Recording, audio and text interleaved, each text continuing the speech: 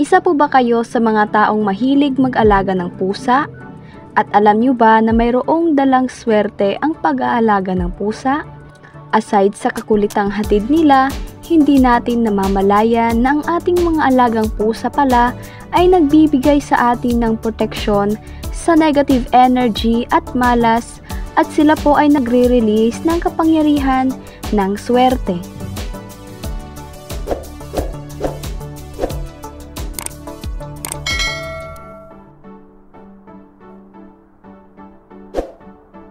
Sa video pong ito, ibabahagi ko po sa inyo ang mga dahilan kung bakit nga ba itinuturing na swerte ang mga pusa at mga paraan kung paano natin matutukoy ang pinapahiwatig nila para maadya tayo sa swerte.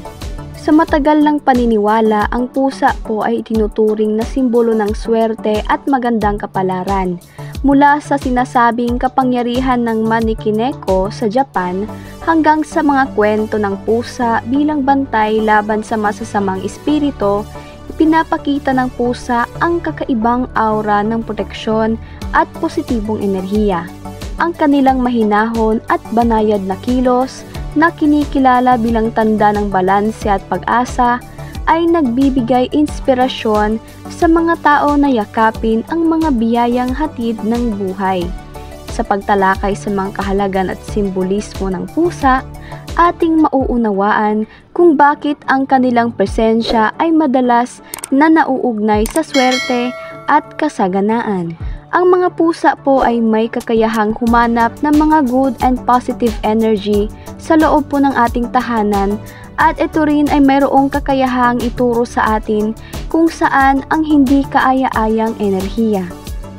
Kung saan po naglalagi o palaging nakatambay o namamahinga ang ating pong mga pusa, sinasabing doon nakatalaga ang wealth spot ng inyo pong tahanan. At maaari kayong maglagay sa area na iyon ng maliit na mesa po at lagyan mo ng kahit anong bagay na sumisimbolo po ng wealth, katulad po ng pera o mga barya po na nasa isang garapon. Pero kapag gusto mo namang malaman kung anong klaseng enerhiya mayroon ang iyong tahanan, malalaman at makikita mo iyan sa mga galaw po ng pusa ninyo. Mayroong mga area rin o parte ng iyong bahay po na madalas lamang dinadaanan ng iyong pusa o parte na hindi sila naglalagi. Diyan ay malamang palagi kang magsagawa ng cleansing kasi may mga negative energy po sa parteng iyan. Kaya ayaw ng mga pusa na humiga o mamahinga o nakatambay dyan sa parte ng bahay po ninyo. Sa pag-cleansing naman po, pinakapayak na gawin at gamitin nyo po ay asin.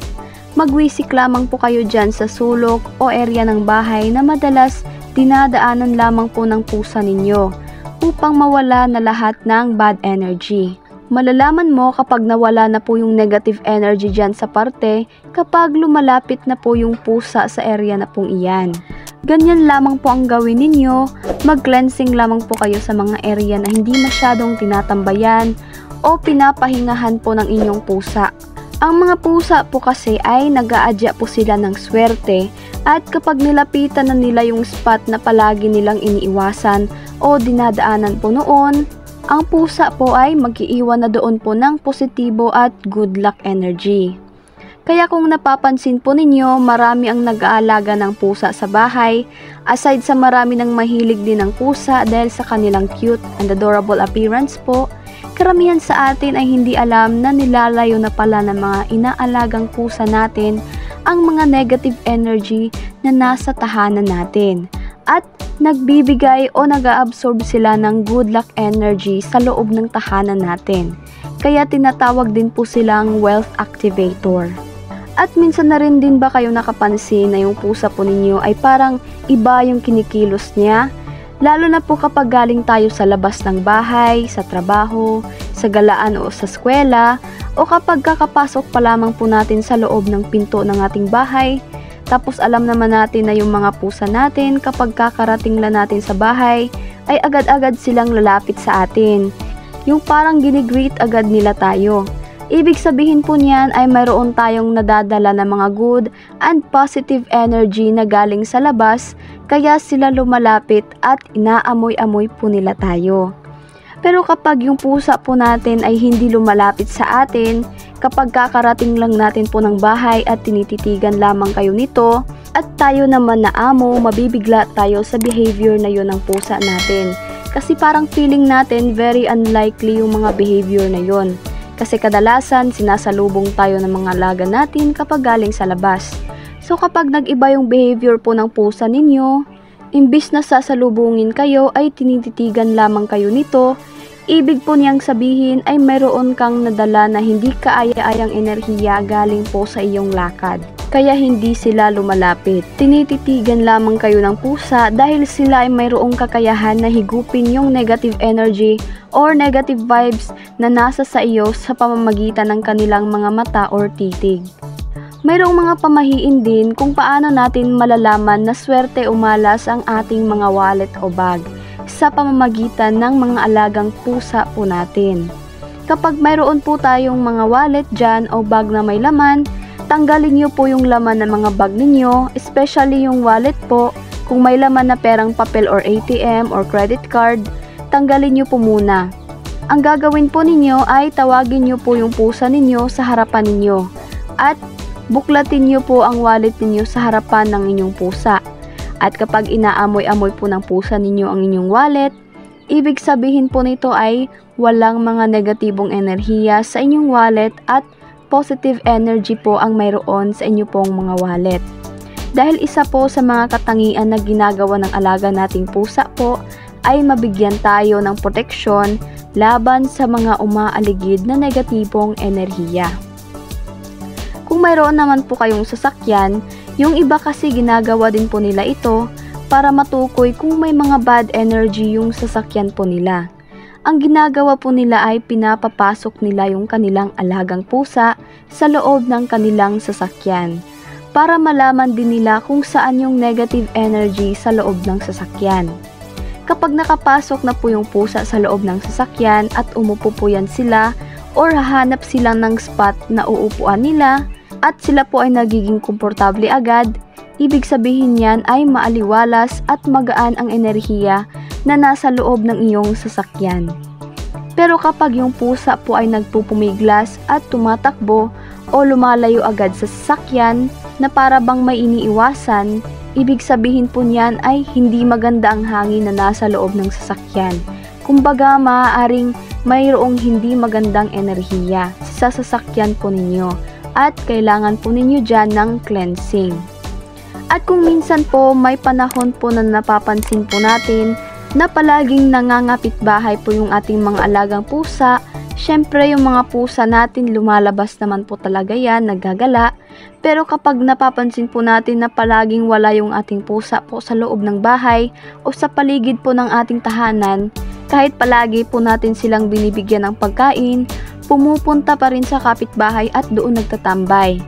Isa lamang pong ibig sabihin din yan, kahit po umuwi po yung pusa po natin, ngunit palaging nakatambay sa labas, ibig sabihin po ay may mga negatibong enerhiya na umaaligid po sa loob po ng inyong tahanan.